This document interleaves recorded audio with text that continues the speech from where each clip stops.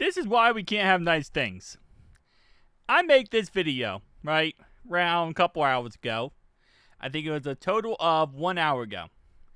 And I made the video. And I go, all right, I'm going to get myself something to eat. I'm kind of hungry.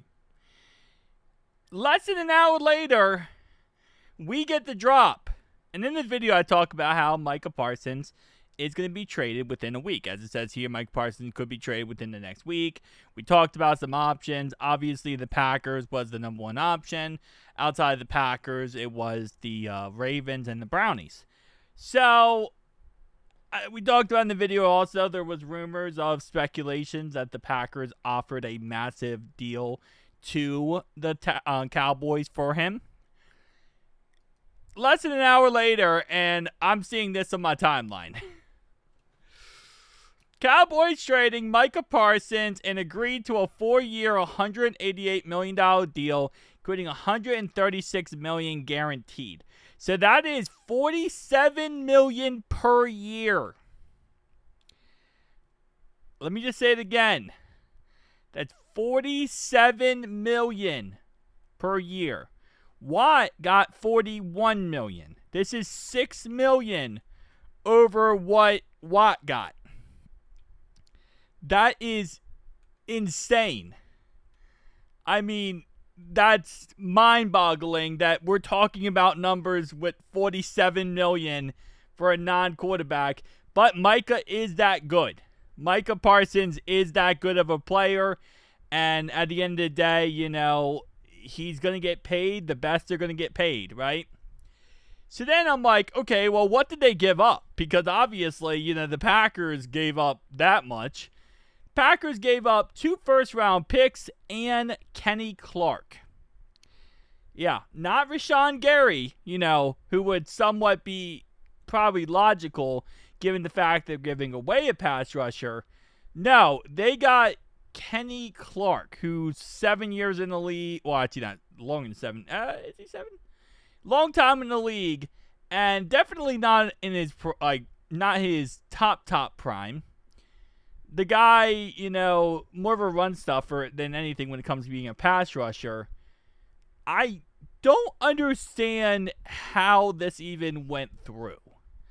Like, again, Rashawn Gary, it makes sense. Someone else, maybe. But you trade for a run-stuffing defensive tackle, and you give up 2 first-round picks? Like, and you want, obviously 2 first-round picks make sense, but I don't know. I feel like, personally speaking, we could have traded Myles Murphy, 2 first-round picks and a second-round pick, but there's no way in heck we were giving him $47 million per year. So it's one of these things where it's like, when I look at it now, I'm like, I'm not really upset because we would not have given him $47 million per year. That's illogical. But I understand what he did because he's worth that much. He's that good of a player. But it's still, like, in my brain, and I think a lot of people's brains, that's insane. I mean, 47 per year. So, yeah, I mean, shout out to Micah Parsons. He got paid. Again, like I said, if he was on our squad, I don't think he would have gotten paid nearly that much, and I don't think we would have worked out anything close to that. So, I'm just happy he's on the Ravens. I'm happy he's on the, you know, Steelers or the Brownies or any AFC North team. We have to play him this year, though. We play the Packers. So, we're going to play Micah. We're going to play, you know, the rest of that Packers team. That Packers team's already good. So, they just got 1,000 times better. And it scares the living crap out of me to say that out loud because we have to play them. Luckily, we only have to play them once. And outside of this, we would play them once every 4 years. So, we don't really got to deal with the team. And outside of playing them in the Super Bowl, potentially, we really don't have to deal with this team. So, I'm kind of not, like, going crazy about this because, again, it's just not a team that we play that much. But it sucks. It really does suck at the end of the day. Just because, again, $47 million, there's a 0% chance we keep Trey Hendrickson.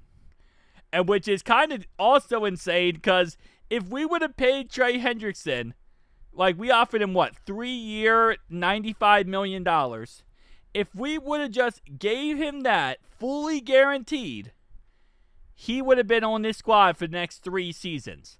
Now, given Trey's track record, there's probably a chance that he, sees this contract right here and says, I'm not going to play on that anymore because of this contract. There's always that possibility as well that Trey just refuses to play and just says, hey, I want a new contract. But still, though, I don't know. Trey is going to get paid.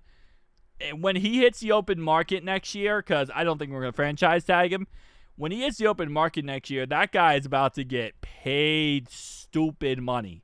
Like the Panthers, the Patriots, the Raiders, one of these teams is going to pay Trey Hendrickson probably 42, 43 million, which, obviously won't be the highest paid guy, but he'll also be almost 32 years old.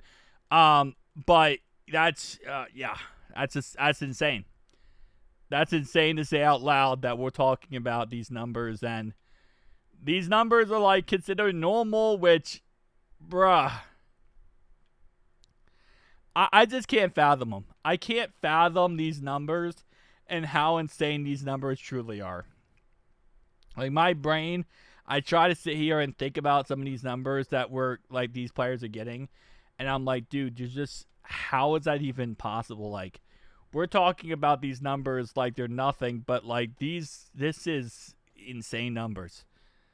108 million. And again, we would have given him 133 guaranteed. 136 guaranteed. We would have done that. So it's it's all these things, but I'm looking at, I'm like, eh. Because I had someone reach out to me and say, oh, are you upset that the Bengals didn't do this? And I'm like, not really, because I don't think the Bengals would have given anything close to this. I have to keep myself as realistic as possible. And the realistic possibility is we weren't going to be anywhere close to these numbers. So if that's the case, then it is what it is, At least he didn't go to an AFC North team or an AFC team. Obviously, I would like for him not to go to a team we play, but that's kind of a beggar can't be a chooser mentality at the end of the day.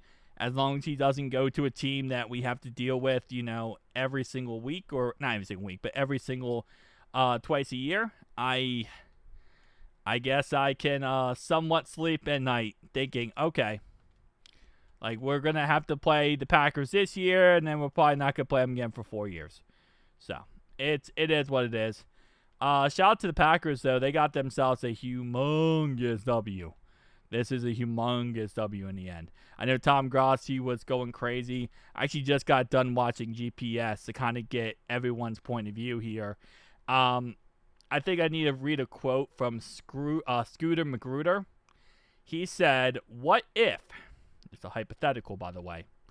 He said, what if we actually look better without him? What if we get more sacks without Micah Parsons? I think that perfectly describes Cowboys fans. In every circumstance possible, that Scooter Magruder. Okay, bro, I keep thinking I'm going to say scrotum. Anyway, Scooter Magruder perfectly describes all Cowboys fans. And listen, Cowboys fans, if you think that this is the worst thing to ever happen, it only gets worse from here.